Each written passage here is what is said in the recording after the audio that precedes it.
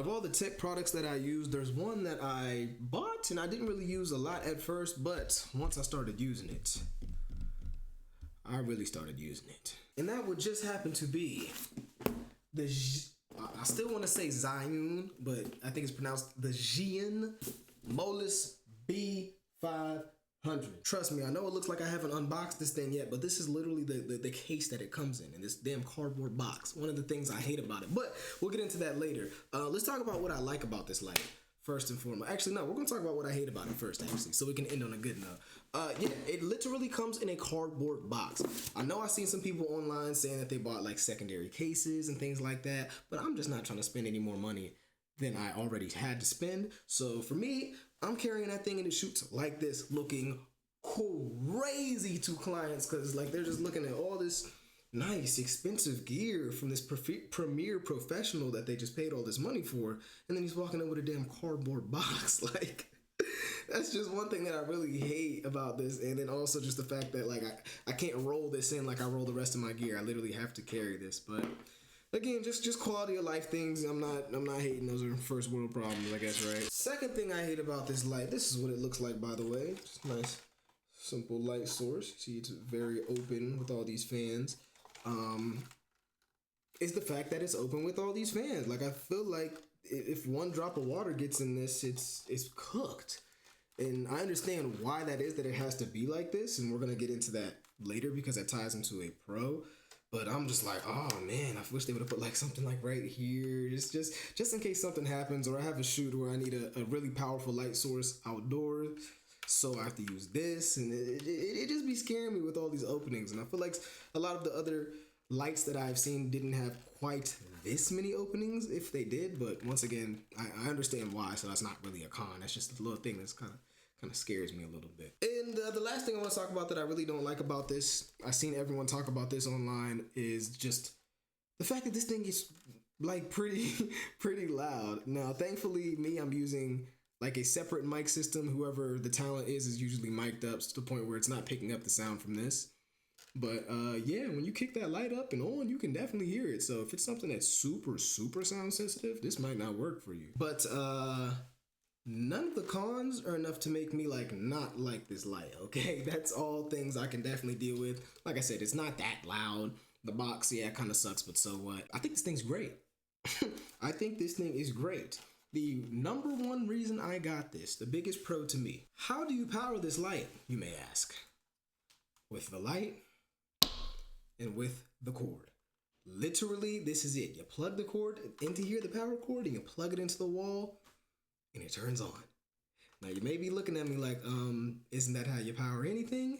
Yes, but if you have any experience with these types of lights, you know about that big blocky extra like control panel thing on the cord that you have to connect into another cord that you have to run it.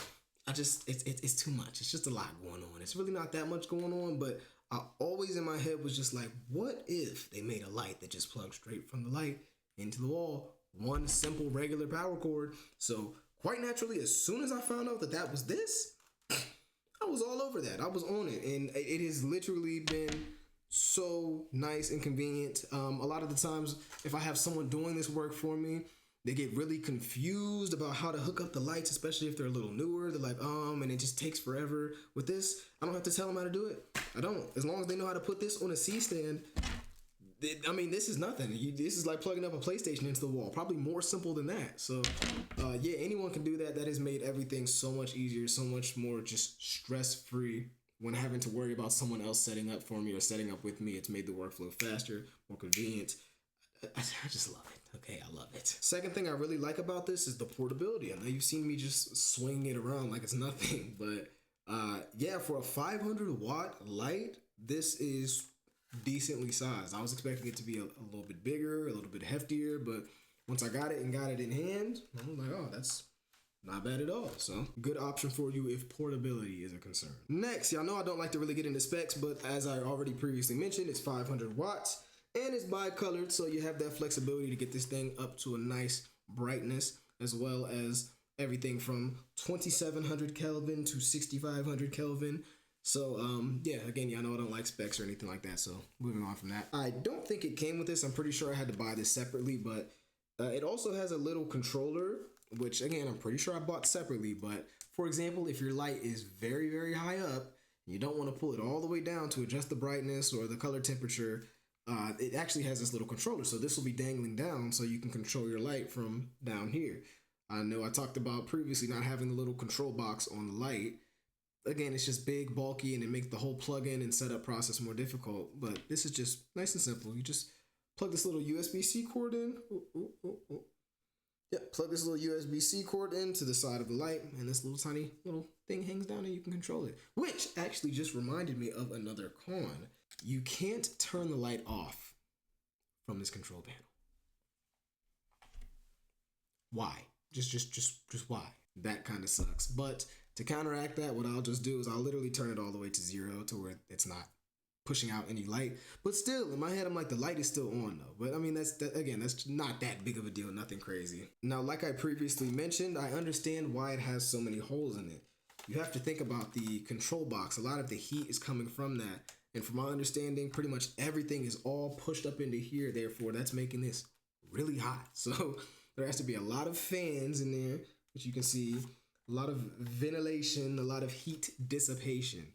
And that's also why this thing gets loud. So the very reason that I love this, I can't really use those as like complaints, talking about, oh, it gets loud, or oh, I don't like how many holes there are in it. That allows it to be able to be nice and portable and compact and have just a one cord setup. So overall, to me, that is an excellent trade-off. And last but not least, you know we talking about the price. So for comparison, this is the Aperture 600X studio light. And it's 600 watts, so I guess it's a little more powerful. But the price, yeah, that's about $2,000. So there's that. Much more budget friendly. I actually think this is a really good option for a lot of people. We got the GVM Pro SD650B studio light. Again, this one I think is, like I said, I think it's a great deal. $850 for a 650 watt light, so actually more wattage than the other two. I can't speak to like light quality and all that stuff, which I know I don't get into specs and do all that jazz, okay? So this is a good option for sure, but as you can see, still has that giant control box, big thing right here, and all that. It's just, I don't know, and it seems like it's a lot bigger and longer.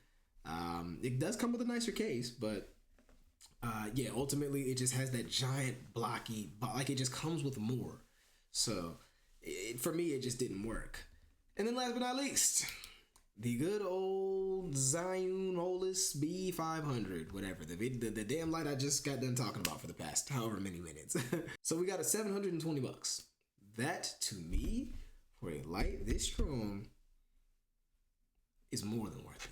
It's well worth it, okay? It is literally, I mean, you've seen it, I just talked about it, I just raved about it, but there are other options actually. If you don't want to spend that much, here's a different option, which is the B300, 300 watt light. For a lot of people in most situations, this is really all you need. So $539, it's pretty good, and you're still getting all the same features that I just talked about.